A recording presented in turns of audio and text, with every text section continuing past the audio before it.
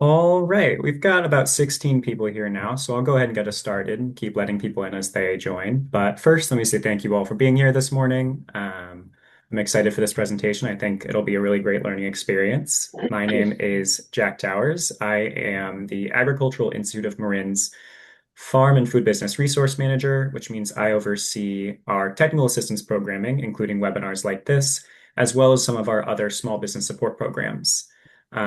So without further ado, I'm going to turn it over to my partners at the county. And I'll just mention one last thing before I do that, which is for anyone who's interested in Spanish, there is Spanish interpretation available by clicking on the globe icon at the bottom of your screen. And I'll share instructions in the chat as well. So with that said, I will hand it over to Priscilla. Thank you, Jack. And welcome, everyone, and good morning. So, we are Marin County Environmental Health Services, and today we are going to walk you through everything you need to know to get your business set up and selling at Marin County Farmers Market. This morning, I am joined with Supervisors Shannon Bell and Arian Blanco, Senior Inspector Carly Williams, and I am Priscilla Van Loo, one of the senior inspectors here in Marin County.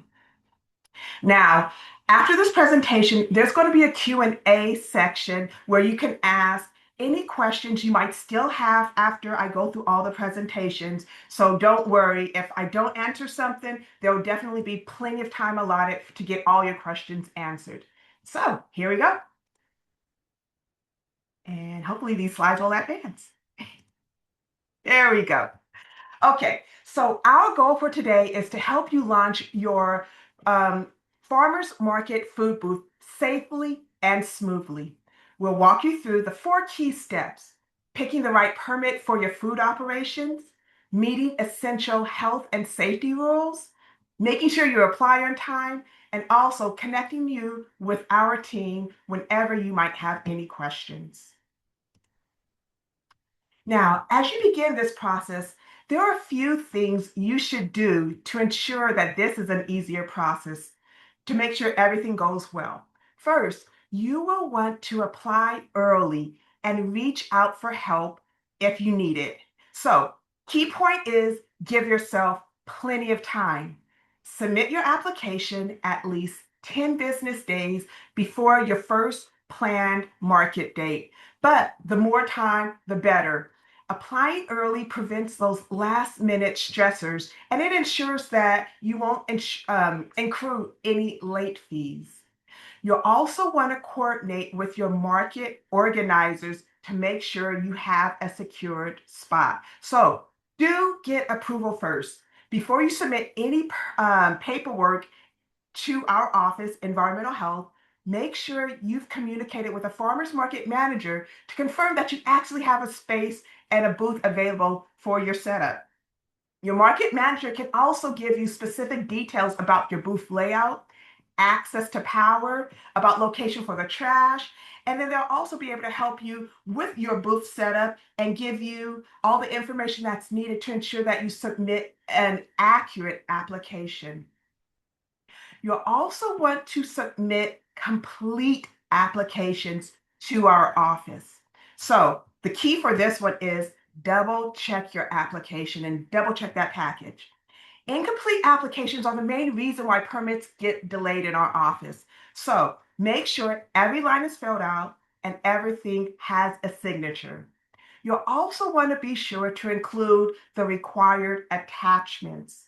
Don't forget to attach the supporting documents like the signed commissary agreement, food labels, and make sure you include the fees so that we can begin reviewing it immediately.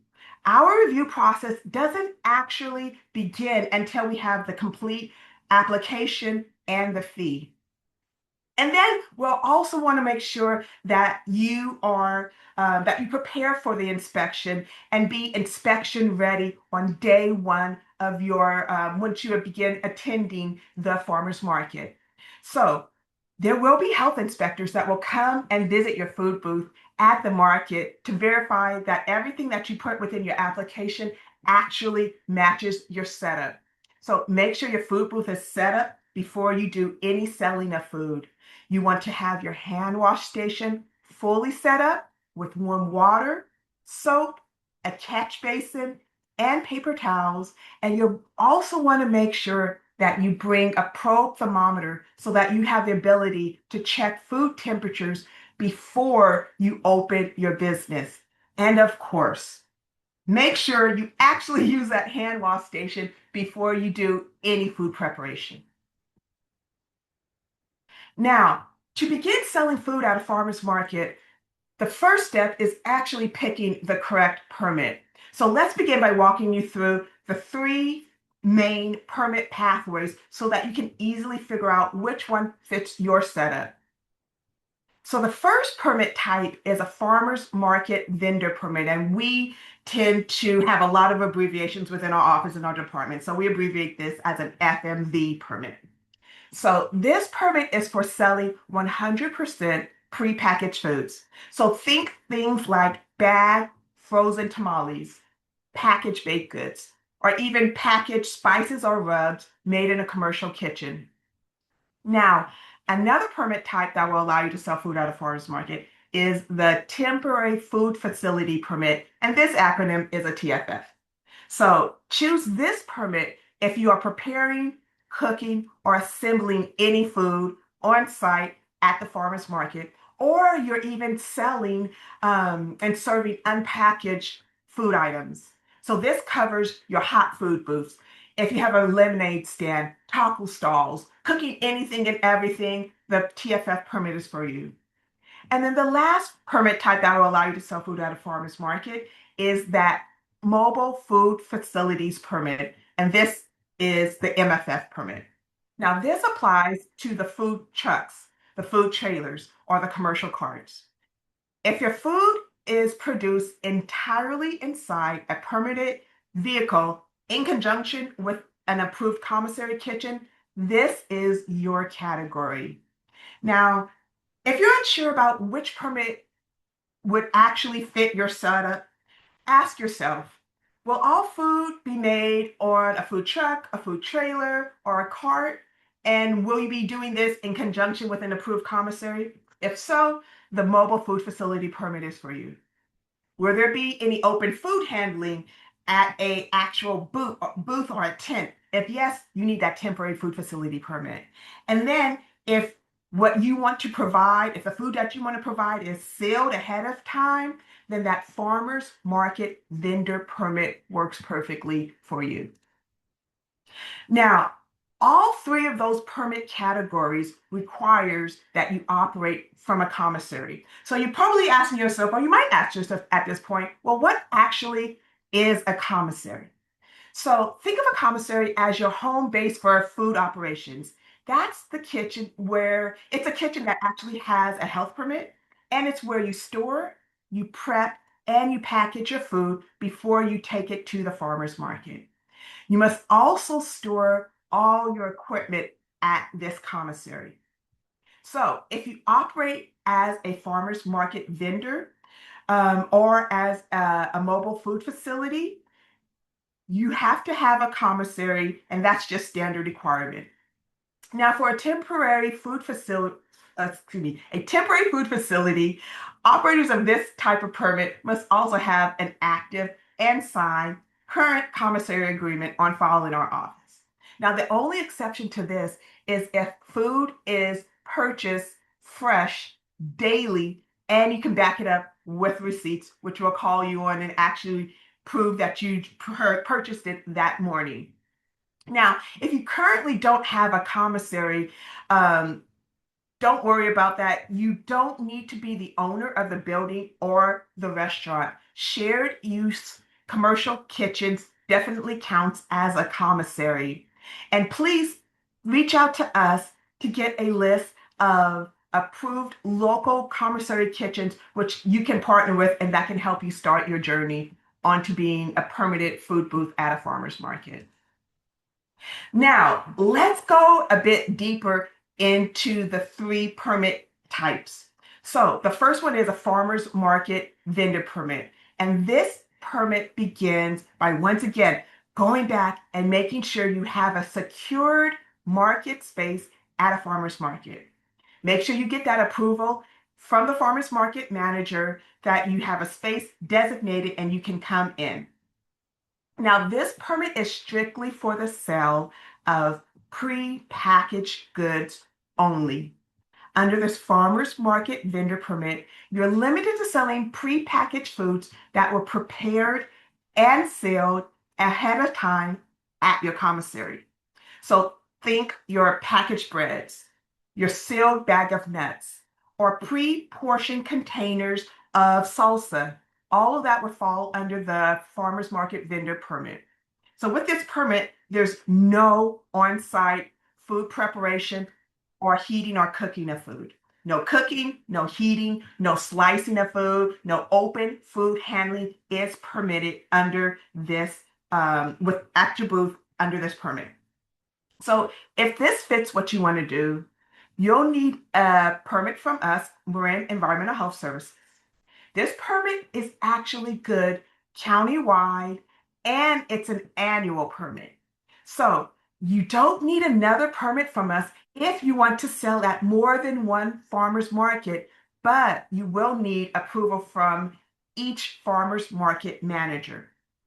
You'll also need proper product labeling. So every packaged item must be clearly labeled before you bring it to market. Labels will need to include the product name, the ingredient list, the net weight, any allergens that might be included in the food product, as well as your business contact details. And then for this permit, you must also have an approved source document on file in our office. So all food has to come from an inspected, approved commercial kitchen. So depending on your business, you'll need one of the following on files with us. One, a commissary agreement form. So this applies if you rent a space in a commercial kitchen. You can also use a processed food registration. So this is required if you have a permit to manufacture processed shelf-stable food in California. Or a cottage food operator permit is also acceptable. And this applies if you operate a permitted home-based cottage food business. Now, do know that if you want to provide food samples at the farmer's market, here's a few important requirements. One, you'll definitely need a hand washing station for sampling. So normally prepackaged farmers market vendors booths, you don't need a hand washing station. However, if you offer samples of any unpackaged food to customers, so think things like your crackers, your candies, your baked goods, if it's unpackaged, a dedicated hand washing station is mandatory at your booth. The hand washing station must include warm water, liquid soap, paper towels, and a bucket to catch all the wastewater. Your samples, they need to be pre-sliced in an approved facility or protected under a food safe cover. And then you'll offer the samples to the customers using single-use utensils like toothpicks or tongs. And then you'll definitely want to keep the samples safely away from customer contact. Now, the second permit type that allows you to sell food at farmers market is a temporary food facility. Once again, that's that TFF permit. So TFF permits are issued on an event by event basis. So you'll need to turn in a separate application. Oops, let me go back. For the TFF permits, you'll need to submit a separate application for each market or event you participate in. So be sure to plan ahead for this. Once again, and I'm going to keep stressing this, approvals take time. So make sure you submit your application at least 2 weeks in advance of the first day you want to be at the market. But once again, the more time, the better. It works out better for the inspectors. It definitely works out better on your behalf so that there aren't late fees or you're just stressed. Now, booth requirements. Because open food is being handled at a temporary food facility, you must set up a dedicated enclosed booth. Your booth will need proper protection like overhead protection, walls and screens, and there should be a floor covering to keep the food safe from the weather, dust, and pests. Now, with a temporary food facility permit, on-site cooking is allowed. So unlike the basic farmers market vendor permit, which all the food was prepackaged, a TFF permit allows you to prepare, assemble, and cook fresh food right inside your food booth. And this permit also requires a commissary. So just like the the farmers market vendor permit, you must have a signed commissary agreement on file in our office before your permit can be issued. So the only exception is if all your food items, and we do mean all your food items, are purchased fresh daily and you have all your itemized receipts on site to prove it. Otherwise, you'll definitely need to have that commissary and be using a commissary for the storage of all of your food. Now, operate a temporary food facility, you must be aware of all food safety rules, but I'm going to just review a few of them with you right now.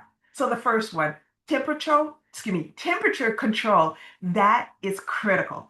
So keep your hot foods hot at 135 degrees or higher, and your cold foods cold at 41 degrees or less. Now, there is an exception that allows you to cold hold your food at 45 degrees, but the food will then need to be thrown away at the end of the day. Absolutely no exceptions to that rule. You can avoid throwing away food by keeping the food at 41 degrees less or lower at all times. So that's why you'll always need to keep a calibrated digital probe thermometer handy to check the food temperatures regularly throughout the day. You'll also need a hand washing station as part of your temporary food booth setup. So every food booth needs one, and it has to be fully accessible and dedicated exclusively to hand washing. And the hand washing station must be set up before any food preparation begins. Your station will need warm water, and you can achieve this by using an insulated container with a spigot. That works perfectly. You'll need liquid soap. You'll need single-use paper towels, and you'll also need a catch bucket to catch all of the wastewater. And all food within your temporary food booth must be protected. So you'll need to keep all open food, the areas of food preparation, the utensils, all of that needs to be shielded from the dust, pests, and customers. So you'll use sneeze guards, you'll use display cases, containers with lids and covers whenever any of your food is out. And then you'll also want to ensure that waste disposal is managed properly. So you'll set up covered trash cans inside or immediately next to your food booth to keep pest activity away. You'll want to maintain a clean, organized workstation throughout the event because when our inspectors come, we'll want to see that everything is tidy and set up from start to finish. Shift to the requirements of this food booth setup. So first, you must provide an enclosed booth. If you're handling open food, your food booth must be fully enclosed with four walls, a solid roof, and cleanable floor with that's something that you can use as like a heavy duty tarp or a mat. You'll want to make sure your doors and your pass-through windows can close securely when not in use to make sure that you keep out the insects and the pests and bugs. Now, if you're using a barbecue or a grill, you want to position that right outside your booth and design your booth setup with a direct pass-through window or a door to safely transfer food inside. And you don't need let me go back. You don't need a fully enclosed booth if the only thing, absolute only thing you're providing is dispensing beverages from a closed container, or you're selling commercially prepackaged food made in an approved food facility. That's when you won't need the fully enclosure. But otherwise, anything else, it needs to be fully enclosed. Now, you must also post your health permit in a clear, visible spot where customers and the inspector can see it. You also need to hang a visible sign that displays your business name, the operator, the name of the operator of this business, and the city, state, and zip code. The third and the last permit type that will allow you to sell food at the farmer's market is a mobile food facility permit. Now, this MFF permit, this is an annual permit. So if you want to operate a food truck, food trailer, a food cart, you'll need this annual permit from us, Environmental Health, to operate at your farmers markets. Just like that farmers market vendor permit, one permit from us allows you to operate at any of the farmers market, but again, you'll need approval from that farmers market manager. Now, this permit is different in that there is a plan review process for any mobile food facilities. So before you can get approval, your vehicle layout and the equipment must go through a formal plan review process with our team just to make sure everything meets all the health and safety standards. Now, after you've gotten approval of the plans for your truck, trailer, or cart, we will then do an in-person inspection of the vehicle to check everything out, the equipment, the hot and cold holding, and your hand washing setup. When everything looks good, we'll then issue you a permit, and then you have approval to operate at the farmers markets. Now, here's a quick comparison chart that is a side-by-side look at all the three options you have to operate different permit categories for food facilities at a farmer's market. And so this will hopefully it will help you find which one actually matches the operation you want to do.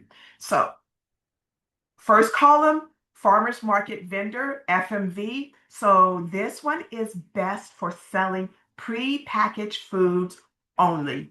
No cooking is allowed, and it's an annual permit operated from a commercial kitchen or a commissary.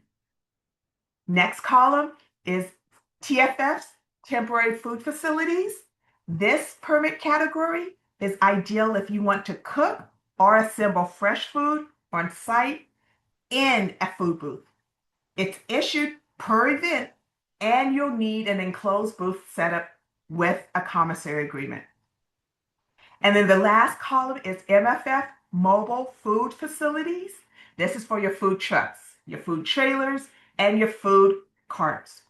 These are annual permits where your vehicle serves as your food booth, and you'll use a commissary unless you buy ingredients daily and you have the receipts to back it up.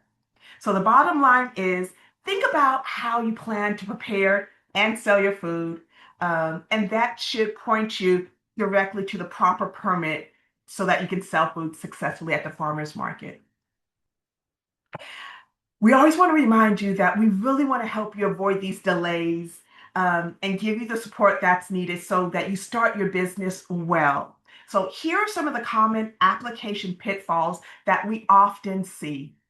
So the first one is permits usually get held up by those small, easily missed paperwork details. So double check everything. Double check it, give it to a friend, let them look over, see if there's any blank spots. If so, give us that information, because if it's on the application, there's a reason, and we need that information.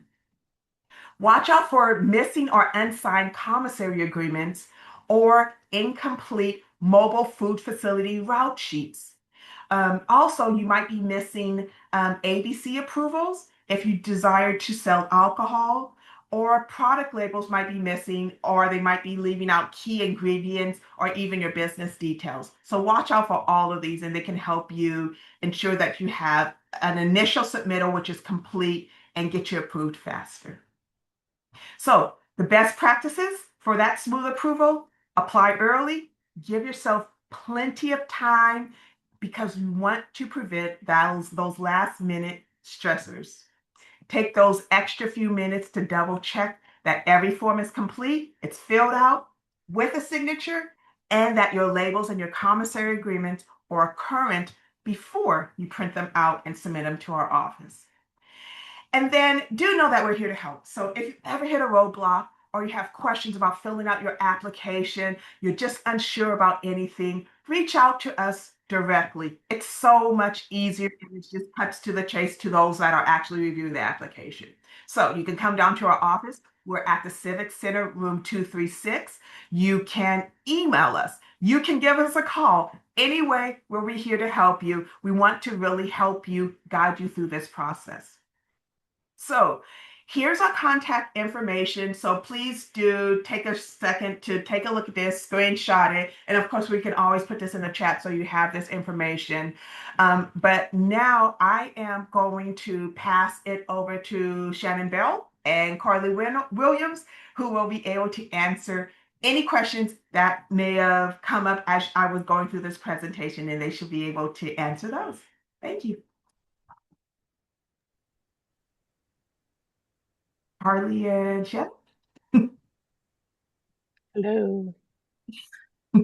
Great. Well, thanks so much, Priscilla. I'm just going to briefly interrupt. I'm going to launch a super quick feedback poll on the presentation just so we can get some input on what folks thought. And then I can go ahead and start maybe for Shannon and Carly and just read out some of the questions we received in the chat.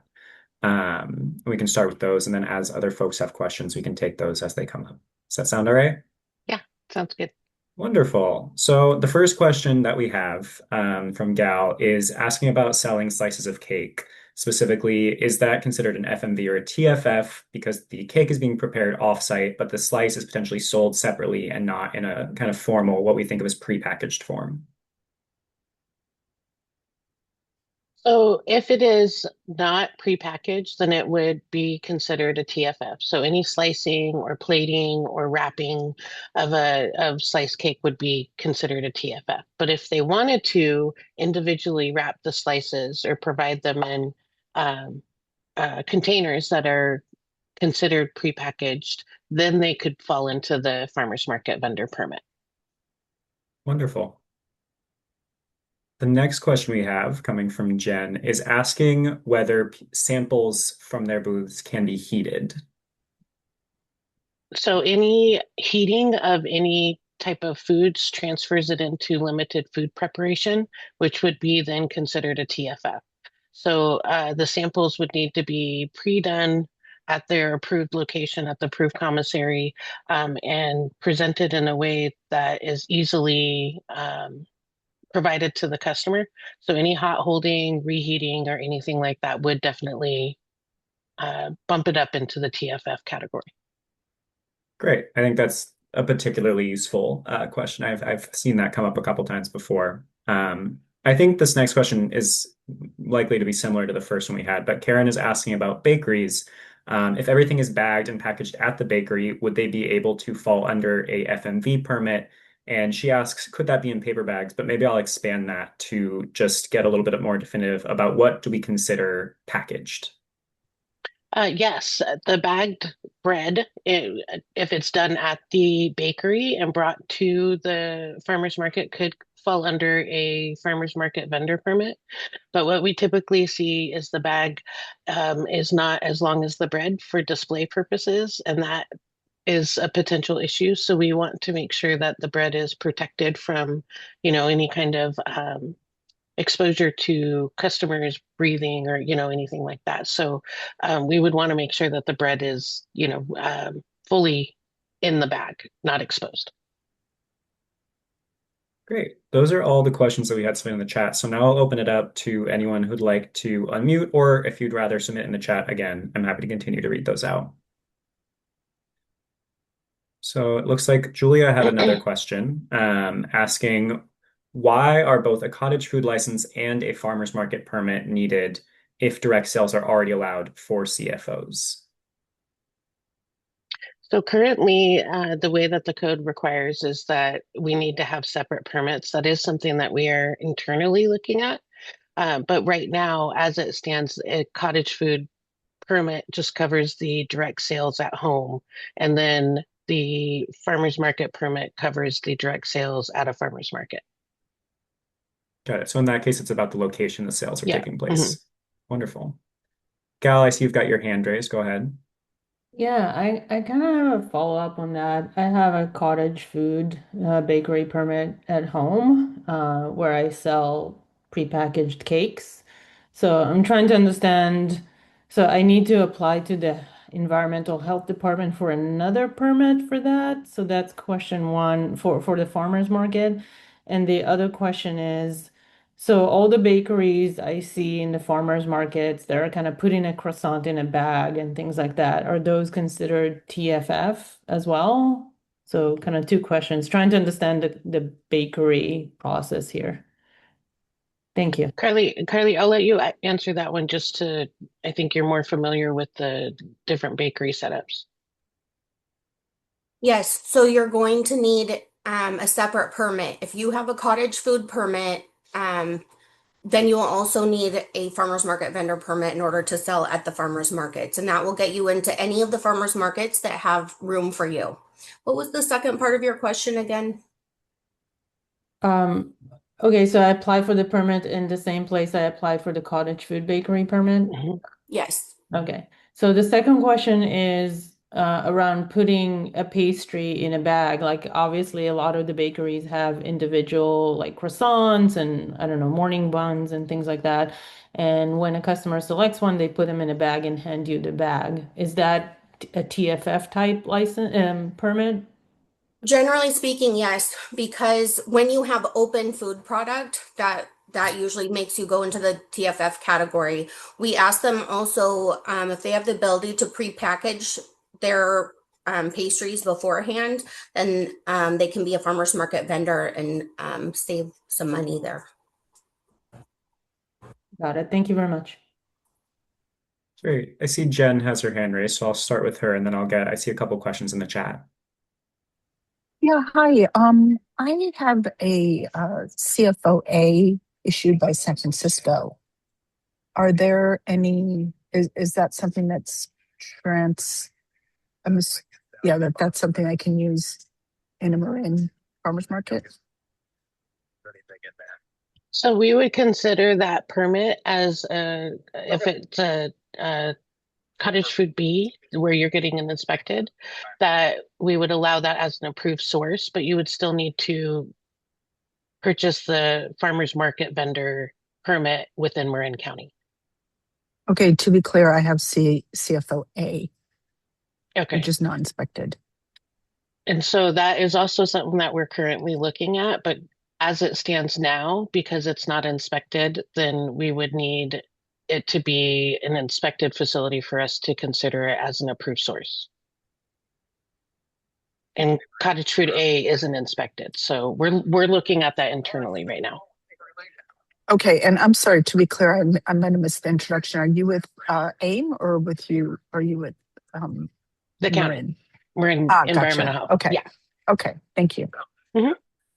Yeah, I'll jump in. If anyone has AIM specific questions, you can feel free to reach out to me over email, and I can help you with those. I'll go ahead and put my email in the chat as well.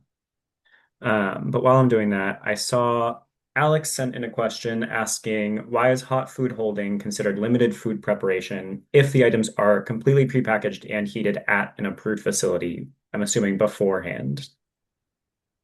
It elevates the food safety risk because now you're having to reheat food properly for hot holding, and you also have to maintain hot holding temperatures. And so it elevates the risk of the sampling, and so that bumps it up into a TFF. Great. Joe has a question. Let me read this out directly. It says, we are selling confections made off-site. Our display will allow customers to pick what they want, and we will put the assortment in a bag. Each product is stored in a sealed jar, and we open the jar to access the product using tongs to handle it. Does this format require a hand wash station? Yes. Great. Any open foods at all, even if you're using tongs to handle it, if it's food that is under a TFF and you're still using tongs to place it in, or if it's samples and you're using toothpicks, there's still open food, and we want you to use your hand wash before you do any type of those samples or food preparation. Great. I believe this question goes back to what Priscilla was talking about in terms of the walls necessary for different booth setups. So specifically for a bakery operating as a TFF, is that required to have the four walls on the booth? If it is open foods that they're, even taking bagels out and putting it in a bag, yes, they should have the walls. Great. And then one more question about the CFO from Gal. So just, I think this is a clarifying question. Food prepared with a CFOA license cannot be sold at the farmer's market. And I'm going to go ahead and assume the implied without a separate permit. Correct. Without bumping it up to a CFO B where they're inspected. Great.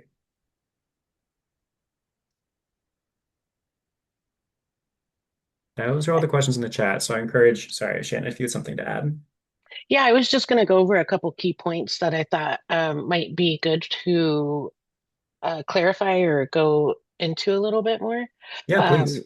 the commissary requirement is so that we know where the food is being prepared and that it is being prepared in a permitted, safe place that we go in and do the inspections. And so it seems to be one of the challenging points for our applications and one of the things that we spend a lot of time in following up on.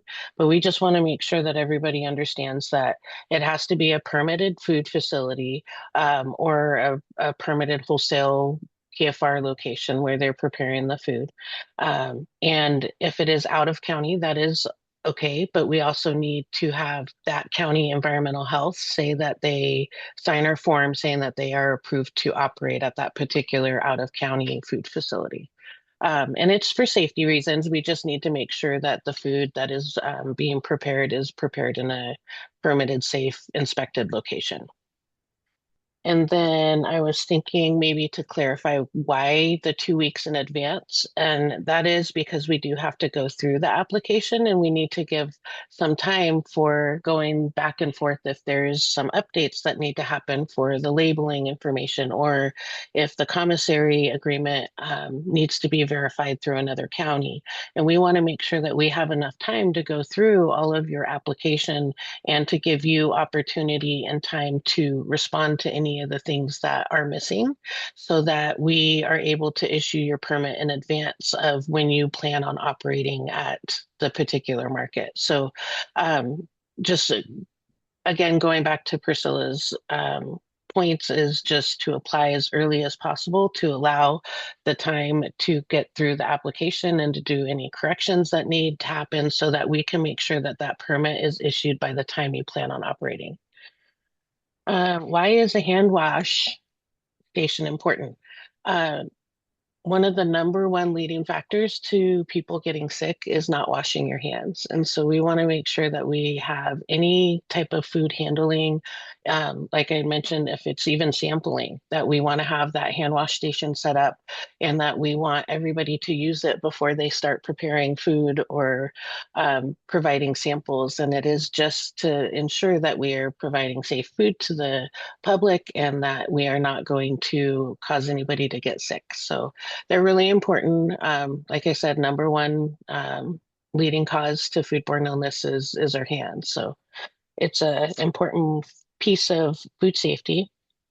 And then why do we require the receipts if they are going to be purchasing the food the same day? I just wanted to, again, if you're not going to provide that commissary to where we know that that food has been prepared in a safe location, and you're going to purchase that food daily, we need to make sure that it is purchased daily and that it's not being prepared in somewhere that we don't know. And the only way that we can follow up with that and verify is that we see those receipts showing that you purchased it that day and you're going to prepare it within your booth. And why do I have to throw the food away at the end of the day if I keep it at 45 degrees? So bacteria has a growth pattern, and if we are keeping it warmer than the 41 or below that we know that it will prevent it from growing, and we're going to keep it a little bit warmer. The safe thing to do to make sure that we are not keeping it at a warm temperature long enough to allow bacteria to grow is to discard it at the end of the day. So that's the difference between the 41 and 45 is it just bumps up the warmer temperature a little bit more for that bacteria to have potential to grow. And that's where we take that safety precaution to make sure that we're throwing it away at the end of the day.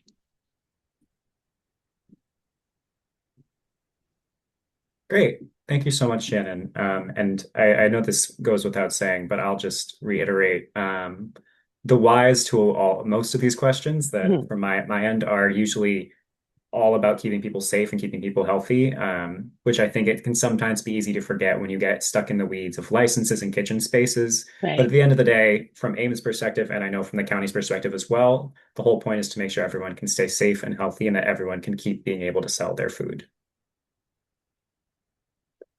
One more question came in from the chat from Heather, clarifying about jams and similar products in order, which I'm guessing with currently a cottage A, in order to sell at farmers markets, it's necessary currently to upgrade to a cottage B because of that inspection requirement. Yes. Great. And then I do want to just reiterate that we are looking at that to really try to look at our permitting and make sure that we aren't over permitting and um, determining things. So if things were to change, we would make sure that that update was provided to everybody. Great. Gal, I see your question in the chat. What I might suggest, just without getting too in the weeds in this moment, is to follow up. Priscilla very kindly shared the information to get in touch directly with the county. I think it seems like this might be something that you could get more specific answers to there, in the interest of time.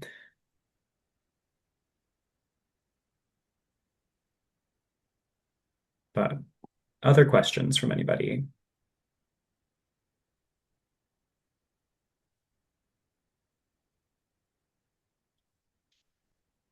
And if there are no further questions, I'm happy to turn it back over to folks at the county. Thanks for sharing that, Priscilla, for any closing remarks. And if not, then we can go ahead and wrap up.